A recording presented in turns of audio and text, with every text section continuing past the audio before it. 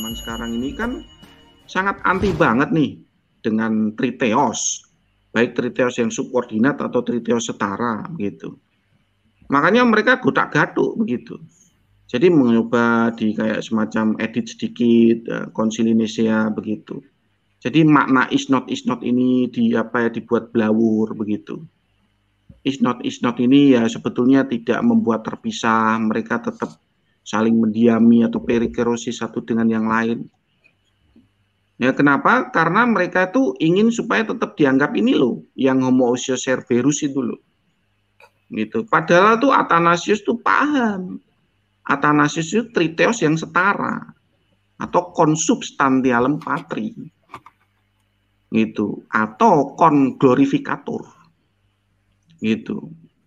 Jadi sangat clear itu apa yang dinarasikan oleh Athanasius dan memiliki logika dasar kata Pak Aha itu yang jelas.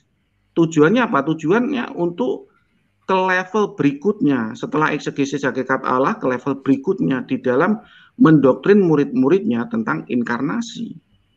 Setelah itu selanjutnya tentang hypostatic union. Jadi kalau ini diedit atau diubah yang mempengaruhi doktrinnya inkarnasi Athanasius. Jadi yang membuahi sel telurnya Maria ini ya perikerosis. Allah Bapa ya ada di situ, Roh Kudus ya ada di situ. Ya membuahi di situ udah perikerosis gitu. Nah gitu aja Bro Valen. Ya makasih. Ya, saya sapa dulu ada Pak Daud. Selamat malam Pak Daud. Selamat malam. Iya, dari praktisi Kristen atau dari praktisi Islam atau dari mana Pak Daud? Saya Kristen ini. Oh, Kristen. Kristen bercorak Trinitas atau bercorak Triteos? Trinitas.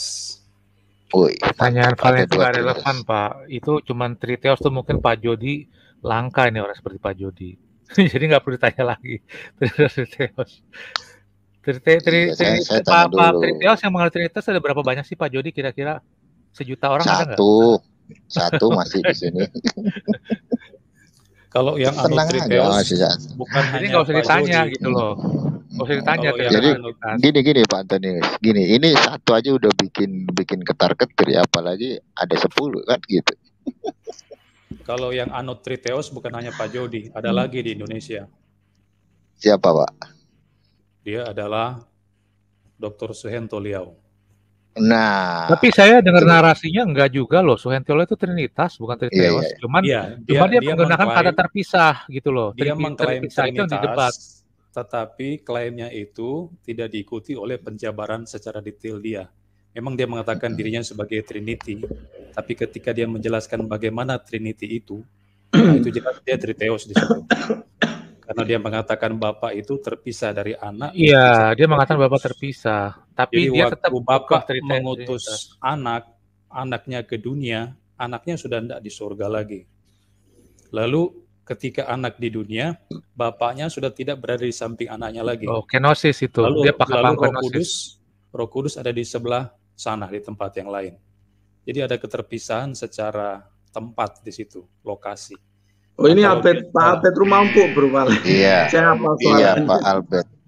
Kalau dia menyatakan demikian, berarti dia sudah menganggap ada 3 Allah. Karena dia mengklaim Bapa itu Allah, Anak itu Allah, Roh Kudus juga Allah. Berarti dia ada 3 Allah, Triteos. Ya podoai sama Pak Jody kalau gitu. ini Pak Antonius. Nggak masalah lah. Doktrin. Kan gitu Pak Antonius. Jadi bagus juga narasi yang disampaikan Pak Jody, termasuk juga Pak Dr. Suhento Liau ya, karena saya juga sering nonton. Pak Suhento Liau beda Pak Valen. Jadi kalau Pak Suhento Liau ditanya, dia tetap bilang Allah itu esa. Kalau Pak Jody ditanya, bilang 3 Tuhan. Semua orang Kristen Cuma kan memang gitu. Allah esanya si Pak Suhento Liau itu karena dia menggunakan kata terpisah, dia di-challenge gitu loh. Di-challenge dan dianggap Triteos. Jatuh-jatuhnya kan tetap Allah Esa juga Pak Antonius, kayak Anda gitu. Enggak, kalau Pak kalau beda, kalau saya kan tidak terpisah. Kalau dia terpisah bilangnya. Enggak, saya jelasin dulu ya sama Bro Antonius ya. Jadi untuk para level-level apologet ya seperti kayak Pak Albert Rumampo gitu ya. Jadi itu sudah melihatnya tuh level resiko doktrin. Jadi seperti Pak MYM, Pak Albert Rumampo itu resiko doktrin. Jadi setiap narasi begini itu akan berimplikasi itu resiko doktrinnya bagaimana. Dan itu memang mereka yang memiliki keilmuan, yang tahu begitu. Nah, seperti Pak Antonius kan belum payai untuk seperti itu. Iya, jadi kan saya sarankan gini Pak Jody, saya sarankan itu hanya taunya narasinya kita harus lihat secara fair juga loh. Si Suhento Leo menolak. Gini, gini Pak Antonius. Kamu pikir Suhento Leo nggak punya dasar ilmu? Enggak, dia gini, punya pemahaman sendiri, Trinitas pemahaman sendiri. Memang saya tidak setuju pemahaman Trinitas tersebut. Cuman dia tidak bisa dianggap sama dengan Pak Jody lain itu loh. Pak Jody benar-benar Triteos. Nih saya bacain ya, Pak Antonius kan baca ya nih. Di dalam kontennya Pak Albert Rumampo ya, Erastus Sabdono seorang Pak Jody. Iya, enggak apa-apa. Erastus Sabdono seorang Trinitarian menjawab doktrin Wempi Linturan di menit ke-11. Ya, di menit ke-11 Pak Albert Rumampo menyatakan bahwa kalau subordinat itu memiliki resiko doktrin Triteos.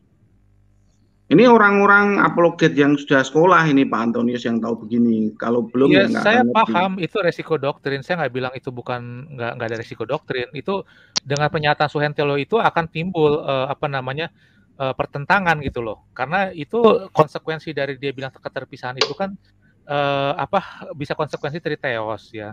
Itu yang saya bilang saya tidak setuju dengan pernyataan si Suhento Leo. Tapi harus dipahami juga Suhento Leo itu sendiri secara pribadi menolak gitu loh. Ya Pak Jody harus melihat dengan proporsi yang benar. Jadi Pak Suhento Leo kalau gini loh Bro Antonius. Kalau levelnya Pak Albert Rumampo itu juga sudah tahu kalau Pak Suhento Leo, Pak Erastus Sabdono itu menolak disebut Triteos itu biasa seperti itu. Ya, tapi kan nanti kalau pengikutnya sudah banyak, ya itu baru mereka tuh nggak keberatan, dianggap Triteos. Jadi begini loh, saya jelaskan sama panjenengan ya, kita ini levelnya beda sama sampean. Terus ini di DGA Official itu tentang topik ajaran sesat Arianisme, menit ke-24 ayat 5 detik 55 itu ya sama, subordinat itu ya bercorak Triteos. Enggak Pak Jody, yang kamu bilang itu kekhawatiran. Jadi ajaran si Pak Jody, siapa Pak Suhento itu memang bisa berkonsekuensi seperti itu.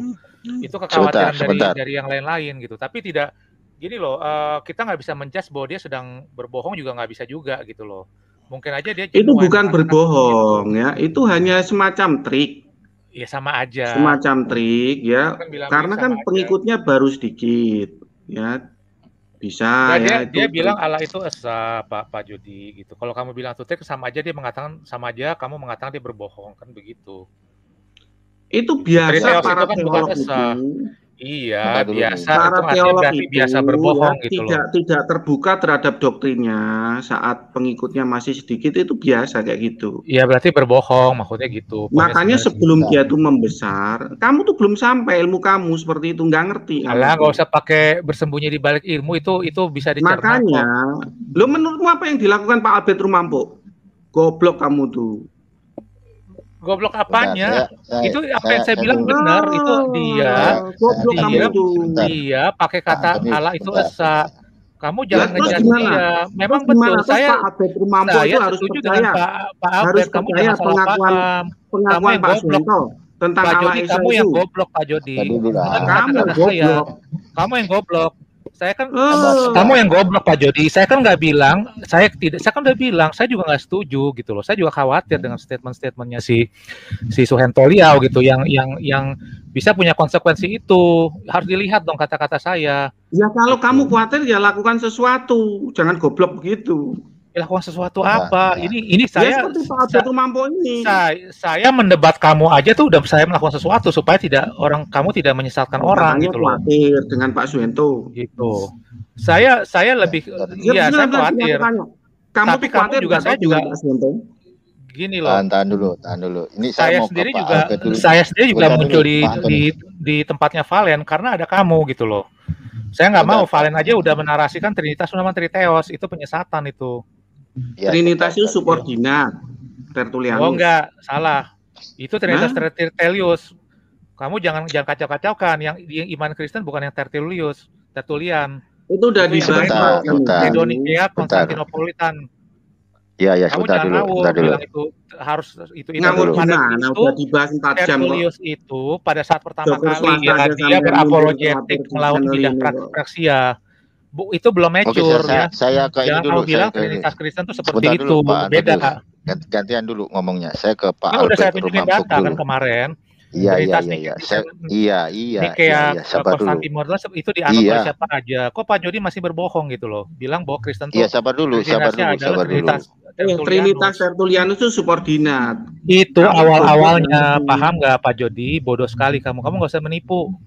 Kamu tuh narasi kamu sangat menipu. Itu sudah dibahas 4 jam kok menipu. Kami tidak menganut Tertullianis. Kami menganut Credo Nicene, ya. Sebentar dulu. Ini Tertullianus itu bukan Credo. Tertullianus itu bukan Credo. Itu narasi Trinitas yang pertama kali dicetuskan pada saat berapologetik. Paham itu? Sabar dulu. Yang kami ikuti adalah Credo. Ya paham. Iya. Kamu yang nggak punya Credo. Gitu. Iya, sabar dulu lah. Saya ke Pak Albert Rumampuk dulu nih ya. Ini mau menyesatkan gitu, mau pelintir-pelintir dengan kalimat-kalimat seolah-olah dia punya ilmu hebat, tapi itu melintir gitu loh. Masuk channel ini kok menyesatkan. Gak ada yang takut. Saya selalu panggil si Joker di channel ini gitu loh. Coba panggil si Joker itu. Sebentar dulu. Saya ke Albert Rumampuk dulu ya, ke Pak Albert Rumampuk. Ini kan Pak Albert juga praktisi Kristen yang bercorak Trinitas nih. Saya pengen tahu nih narasi Trinitas yang dipahami sama Pak Albert Rumampuk ya. Silakan Pak Albert.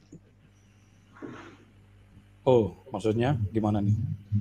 Menjelaskan secara garis besar tentang Trinitas. Ini cukup menarik ya kalau saya undang Pak Pendeta Teguh Hindarto, ini menarik, ketemu lagi ya. Nostalgia lama ini ya. Saya sudah pernah ketemu dengan Pak Hindarto. Udah lama sekali. Iya. Bertahun-tahun. Nanti saya ketemukan di sini ya.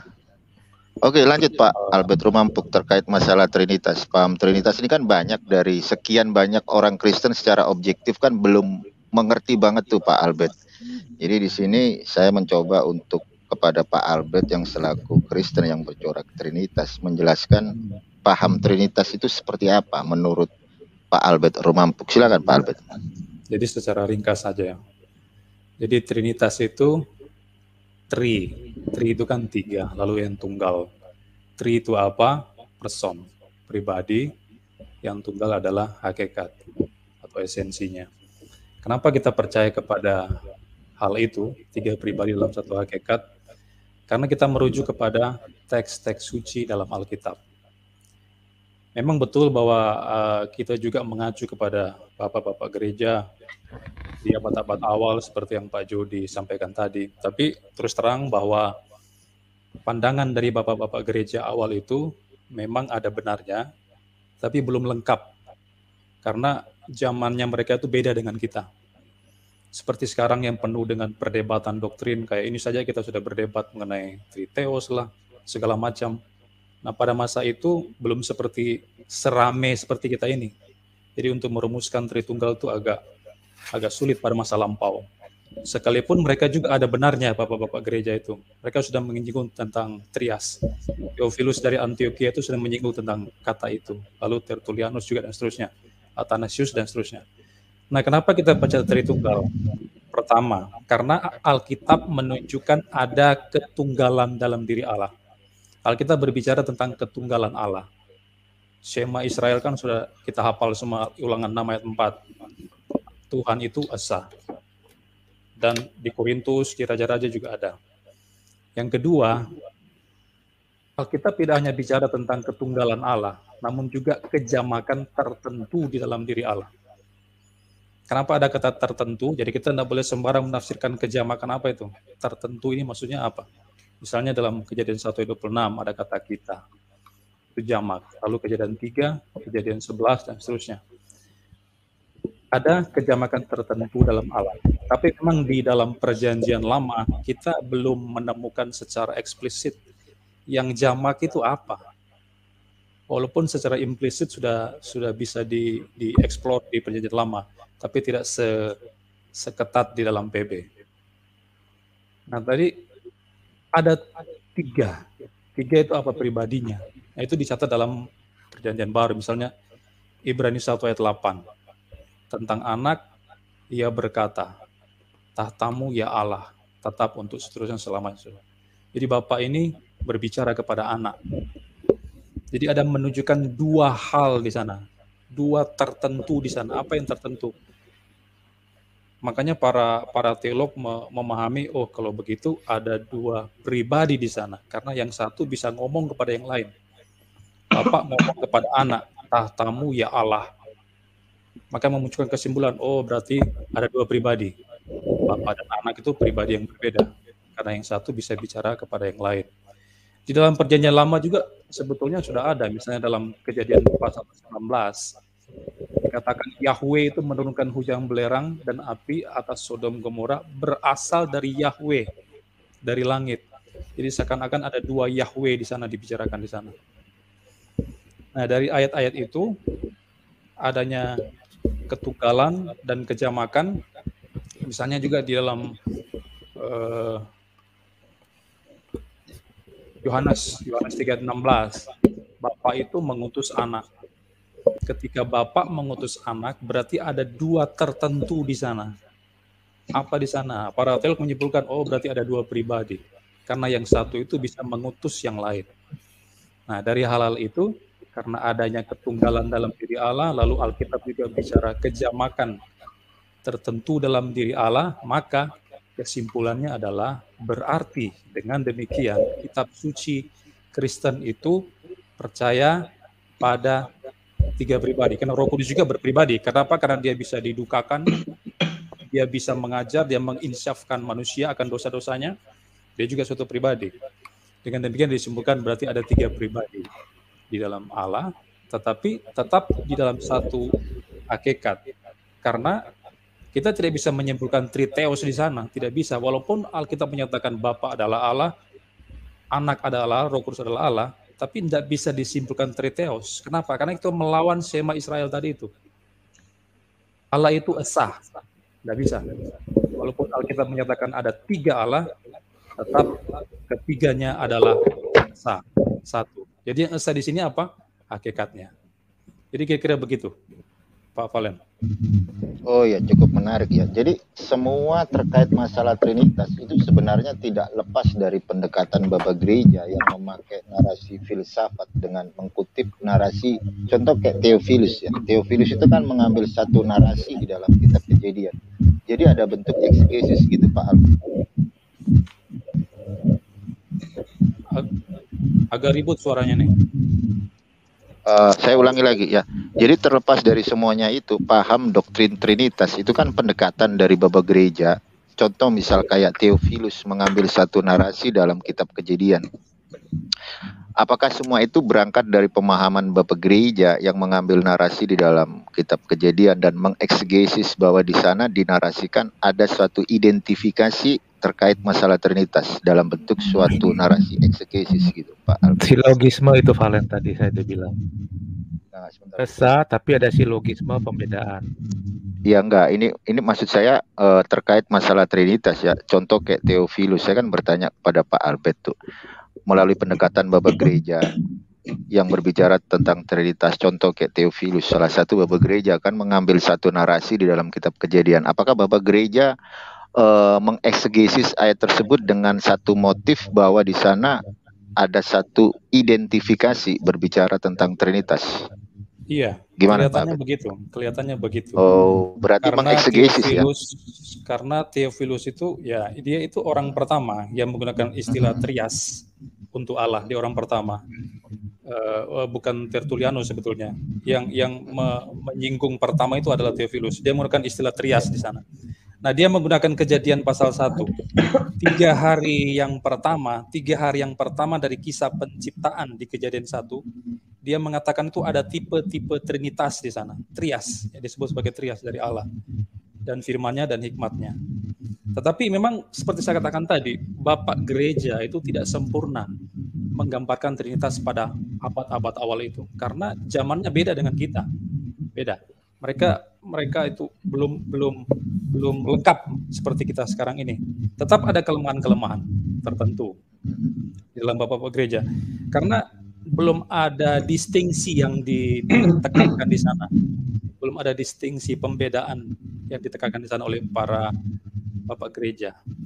Nanti pada masa Athanasius kalau tidak salah itu mulai lebih lengkap dan seterusnya.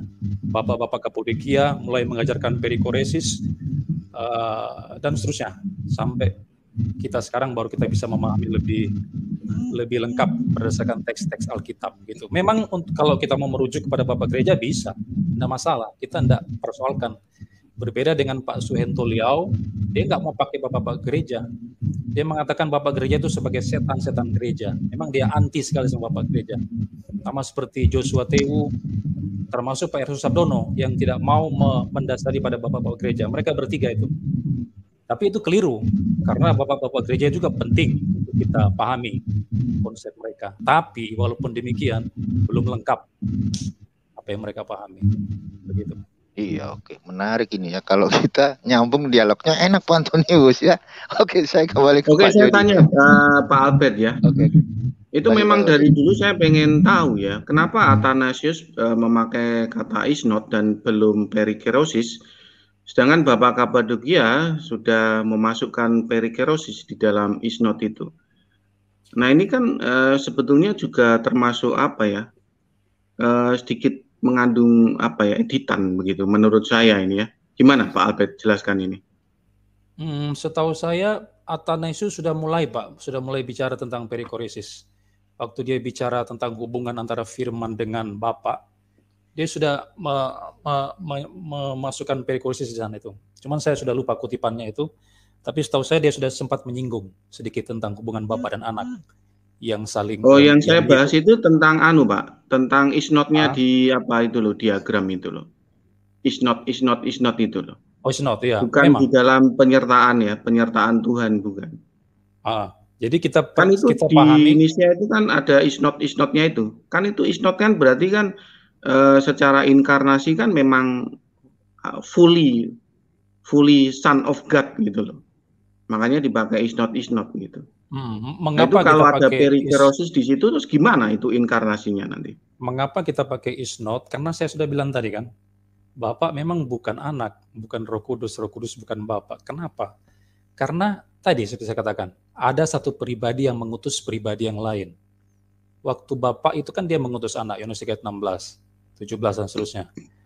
Kalau kita tidak membedakan kedua oknum itu, lalu bagaimana? Yang satu kok bisa mengutus yang lain? Apakah Bapak mengutus dirinya sendiri kah ke dunia? Makanya pakai is not di sana. Tapi is not itu jangan dipahami seperti manusia. Pribadi saya berbeda dengan Pak Jody misalnya, berbeda dengan Pak Antonius. Itu Allah tidak bisa digambarkan seperti manusia. Karena waktu saya mengatakan saya beda pribadi dengan Pak Jody, kita memang terpisah secara mutlak, total terpisah. Kita dua pribadi yang berbeda dan terpisah. Tapi kalau Allah tidak seperti itu, kita tidak bisa membayangkan being-nya Allah itu seperti manusia, terdiri dari individu-individu yang berdiri sendiri, tidak. Nah, mengapa is not? Karena yang satu bisa mengutus yang lain, lalu yang satu bisa berbicara kepada yang lain, yang satu bisa mengasihi. Bapak sudah mengasihi Yesus sejak kekekalan lampau, sebelum dia inkarnasi. Dalam Yohanes bilang, permuliakanlah aku, seperti yang telah kumiliki. Aku telah mengasihi engkau. Jadi ada saling mengasihi, ada yang mengutus, berbicara kepada yang lain. Nah itu muncullah satu kesimpulan harus diletakkan is not di sana. Tapi is not bukan dalam pengertian individu manusia yang terpisah total, tidak. Berbeda secara pribadi, tapi tetap dalam satu kesatuan. Begitu Trinitas. Bagus. Kalau inkarnasi gimana Pak Albert? Sudut pandang Pak Albert, inkarnasinya itu fully Son of God atau ada perikerosis di dalamnya? Saya percaya seperti para teolog mengatakan yang inkarnasi itu anak Allah. Anak Allah tidak ada perikerosis ya? Bukan Bapa, bukan Roh Kudus. Karena yang Alkitab menyatakan begitu. Jadi kita harus mendasari pemahaman kita pada Alkitab. Yohanes 1, pada mulanya firman itu bersama Allah dan firman itu adalah Allah. Jadi firman itu Yesus itu, ayat 14 itu kan firman Yesus. Berarti Son of God intact ya, solid ya. Tidak ada perikerosis waktu inkarnasi nitis. Karena Yohanes 1 ayat 14 mengatakan sarx egeneto. Yang menjadi daging di sana adalah firman logos tadi itu. Kita tidak menjumpai Bapa yang menjadi firman, menjadi sak. Tidak ada. Roh Kudus tidak pernah dicatat menjadi sak, menjadi daging, tidak pernah. Kalau Pak Jody mengatakan Bapak juga terlibat inkarnasi, Roh Kudus terlibat, buktikan, tunjukkan ayatnya di mana dia mengatakan itu. Karena saya tidak menjumpai di seluruh perjanjian baru atau mulai dari kitab Kejadian pun Bapak, Alkitab pernah menyatakan Bapak berinkarnasi, Roh Kudus berinkarnasi, maka saya menyimpulkan yang berinkarnasi adalah pribadi kedua Tritunggal, yaitu anak Yesus. Gitu. Dalam hal ini cocok Pak kita Pak. Kebetulan ya, tadi saya sudah ngomong sama Antonius itu tentang apa inkarnasi Athanasius itu. Ya cocok Pak. Udah lanjut Berbalen. Bagus nih penjelasan Pak Albert ini. Sekaligus juga menjawab narasinya Pak Valen. Ya itu bagus menjelaskan bagaimana kenapa Bapa dibedakan dengan anak dan dibedakan dengan Roh Kudus. Itu penjelasan yang bagus lah itu. Jadi bukannya berarti Yesus tuh hanya diutus oleh Bapa karena dia hanya manusia, karena dia nabi, tapi karena dibedakannya itu, gitu kan ya Pak Albert ya? Iya. Sorry, saya mau izin out dulu ya, soalnya di sini sudah hampir jam 1 nih di tempat saya. Iya. Oh iya. Daerah Pak Albert ya. Oke ya. Sering datang Pak Albert. Oke Pak. Oke. Thank you. Datang Pak. Iya. Thank you Pak Albert. Ya, gimana Pak Antonius?